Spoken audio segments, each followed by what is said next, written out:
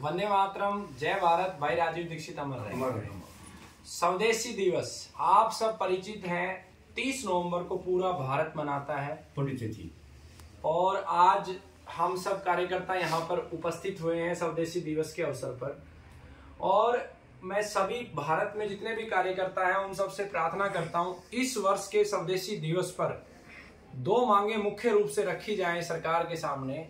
एक मांग तो ये कि 30 नवंबर को स्वदेशी दिवस जैसे योग दिवस है, ठीक उसी प्रकार से 30 नवंबर को राजीव भाई की याद में इसे स्वदेशी दिवस घोषित किया जाए। बहुत सुंदर। दूसरी मांग मैं ये रखता हूँ, सभी कार्यकर्ता ये रखें, मेरी प्रार्थना है कि राजीव भाई को भारत रत्न दिया जाए।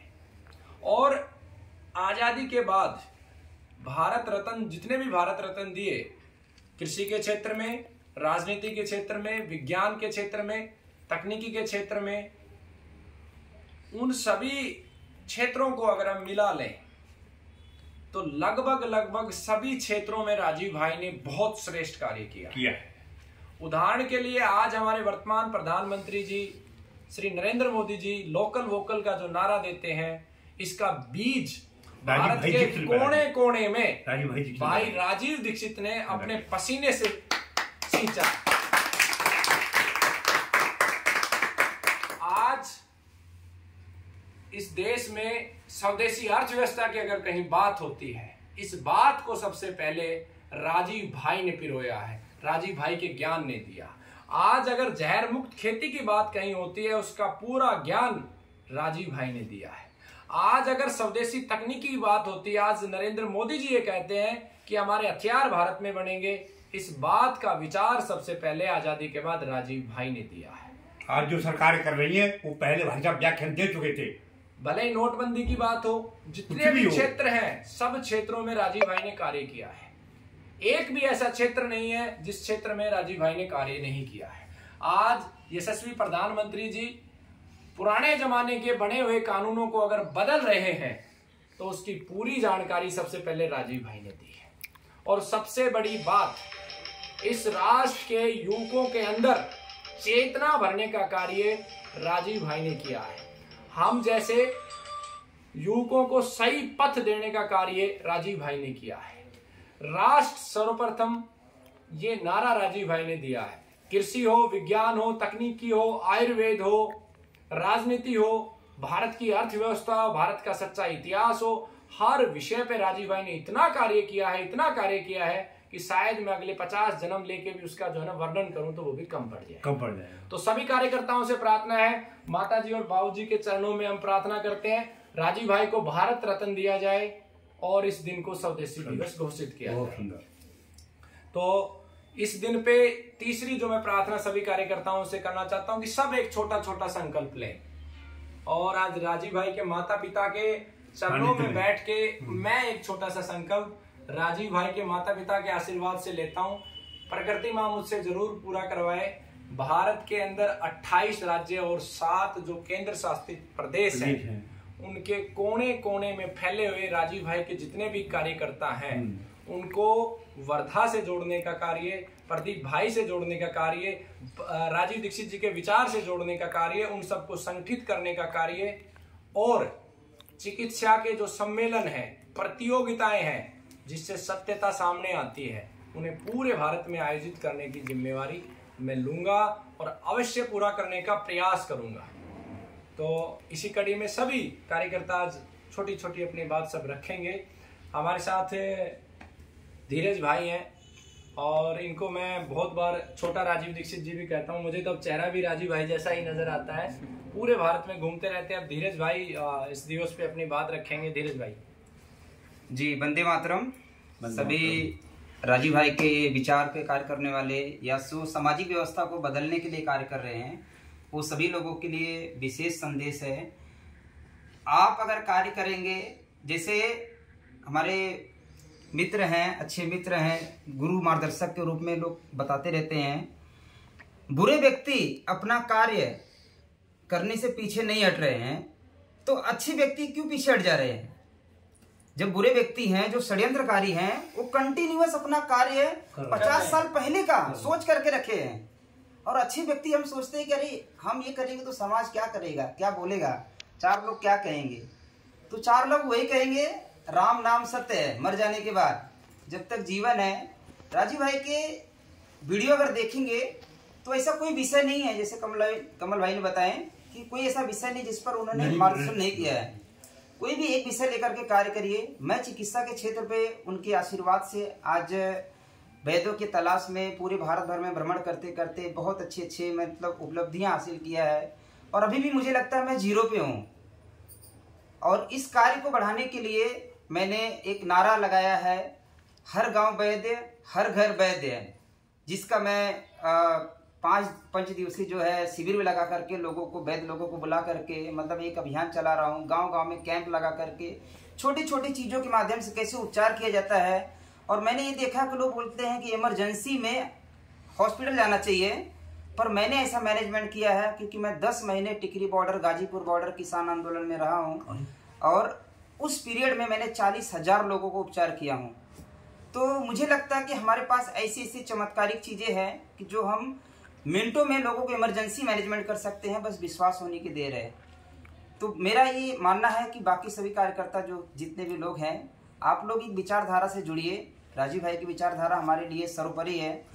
उस विचारधारा से लेते हुए चरित्रवान बन करके, लंगोट के पक्के होकर के एक कार्य को करना है और संकल्प लेकर के कार्य करना है, पीछे नहीं हटना है। ये चीज मेरा एक संदेश है जी। वंदे मातरम। वंदे मातरम। आप कुछ रखिए। मैं हाँ बोलिए ना।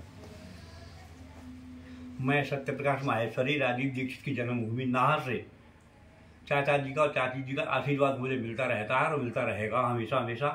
और मैं जो भी मुख्य अतिथि रूप में गांव में जाते हैं उनके स्वागत करने में कभी पीछे नहीं हटता। राजीव भाई का कहना था कि सभी का स्वागत, मान सम्मान देने में जो अग्रम होते हैं हमेशा अग्रम ही रहते हैं। हमेशा हमेशा राजीव भाई के व्याख्यानों को हम पढ़ते हैं, देखते हैं, सुनाते हैं तो लोग इतने जागरूक हो जाते हैं कि हमारे हिंदुस्तान नहीं और वर्ल्ड में राजीव भाई छाए हुए हैं। और राजीव भाई एक राजीव भाई चले गए, इतने राजीव भाई पैदा कर गए कि हम कह नहीं सकते कि हमारे पास शब्द कम पड़ जाते हैं उसमें। राजीव भाई ने जो किया वो आप सबके सामने है। बहुत बहुत धन्यवाद, बहुत बहुत धन्यवाद। धीरज भाई ने बहुत अच्छे से, और धीरज भाई बहुत अच्छा कार्य कर रहे हैं।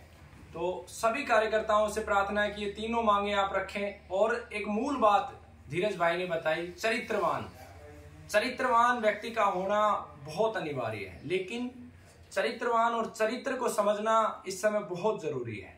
चरित्र का अर्थ जितना मैं समझ पाता हूं कि एक व्यक्ति के चित्त यानी कि आत्मा में जो बात है वही अगर उसकी जुबान पे हो तो वो चरित्रवान है। आज व्यक्ति इतना छल कपटी हो चुका है कि उसके अंदर कुछ चल रहा है, बाहर कुछ चल रहा है और दिखावा कुछ कर रहा है। यानी कि आपका चित्त और आपकी जुबान एक होनी चाहिए। चित्त और आपकी वाणी जब सम हो जाएगी तो आप चरित्रवान कहलाएंगे। आज मनुष्य सामने तो बड़ी बड़ी तारीफें करता है और पीछे से कटाक्ष करता है। पिछली वीडियो में मैंने बताया था किस प्रकार से प्रदीप भाई दीक्षित जो है बहुत ही सरल व्यक्तित्व है, धीरज भाई बहुत सरल व्यक्तित्व, यहाँ आए हुए सभी कार्यकर्ता बहुत सरल व्यक्तित्व है। हम सबको मिलकर ये 3 मांगों को पूरा करना है। पहली मांग, राजीव भाई को भारत रत्न मिले। 30 नवंबर को स्वदेशी दिवस, और इस दिवस पर एक संकल्प आप अवश्य लें और अगले दिवस पे ये देखें कि उस संकल्प को हम कितना पूरा कर पाए ताकि वो आगे बढ़ सके।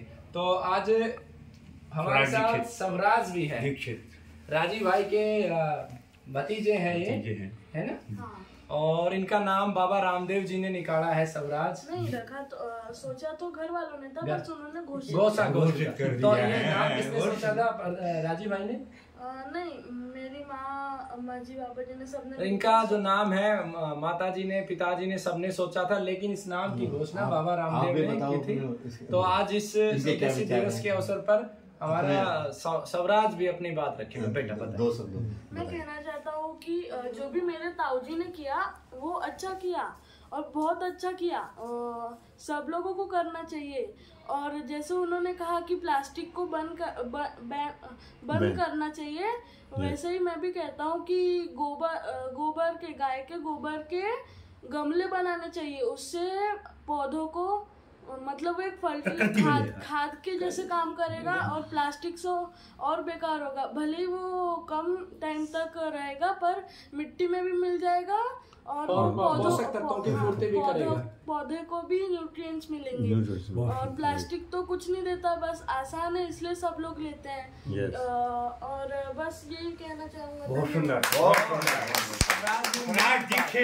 जिंदाबाद। बहुत अच्छी बात बोली अपने दीक्षित, जिंदाबाद तर्ज पर। देखिए कितनी बड़ी और गंभीर बात है कि जब गोबर से गमले बनेंगे तो जो मिट्टी में जितने पोषक तत्व है 18 पोषक तत्व है गोबर में भी है।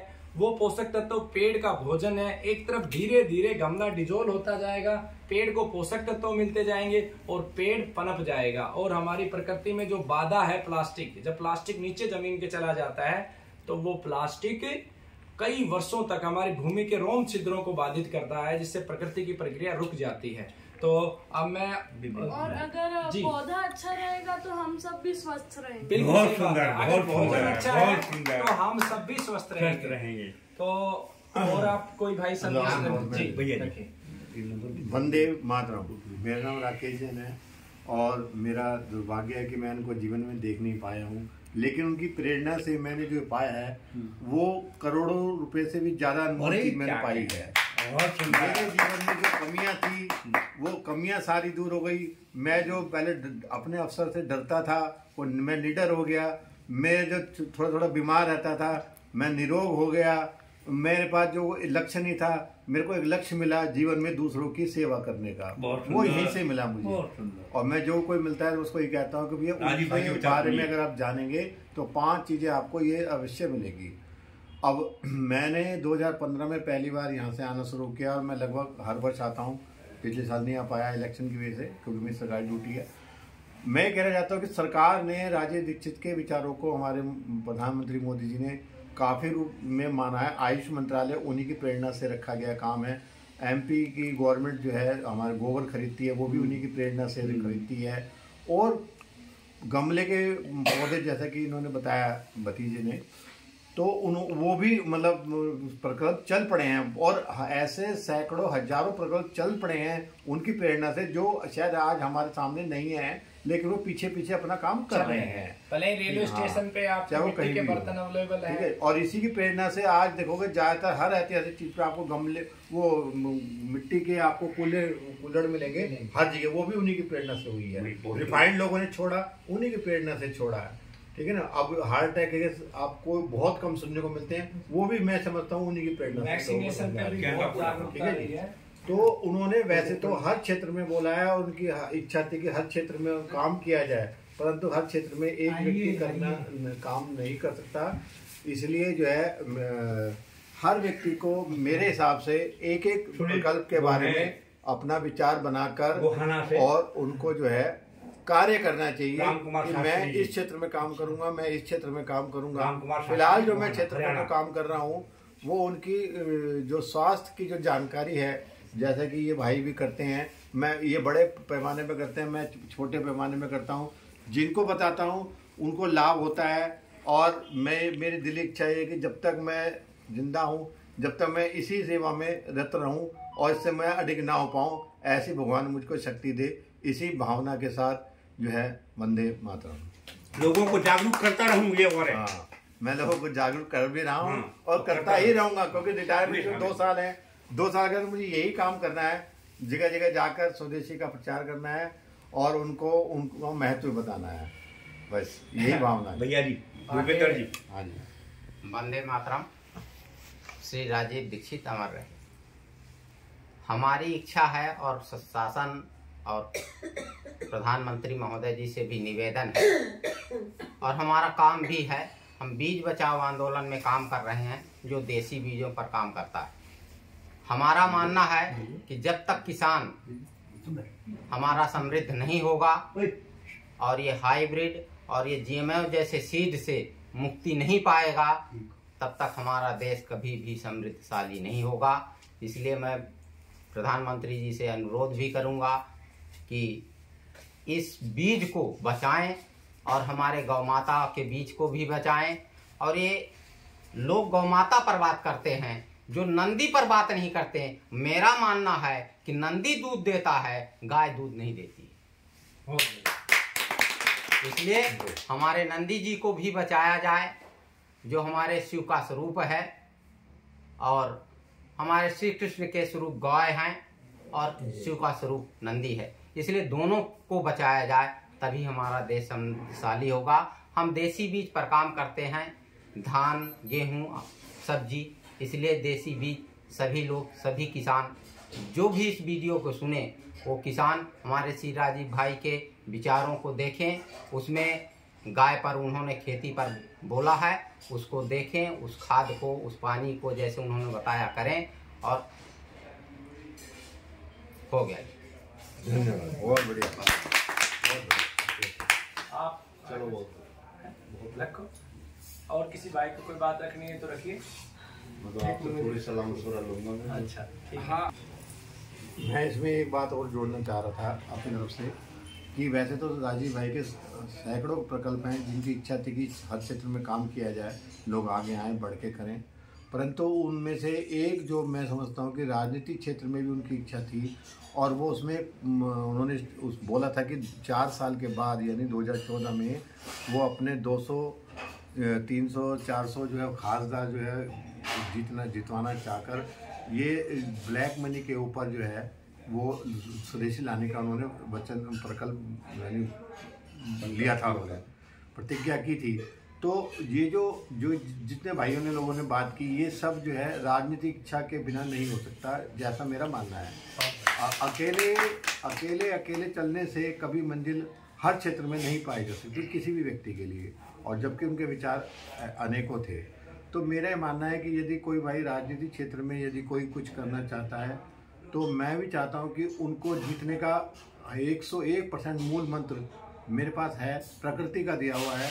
मेरा कोई एक नेता से नाता नहीं है, ये संपर्क नहीं है, प्रकृति ज्ञान है राजनीतिक क्षेत्र में। और पहली बार में ही 90% विधानसभा की सीटों के रूप में जिताने की मेरी गारंटी है। यदि कोई व्यक्ति चाहे आगे बढ़कर काम करना, तो मैं उसमें बिना निःशुल्क सेवा रूप में मेरी सेवा हर 24 घंटे हाजिर है। आप अपने मेरा मोबाइल नंबर यदि कोई नोट करना चाहे तो कर सकता है।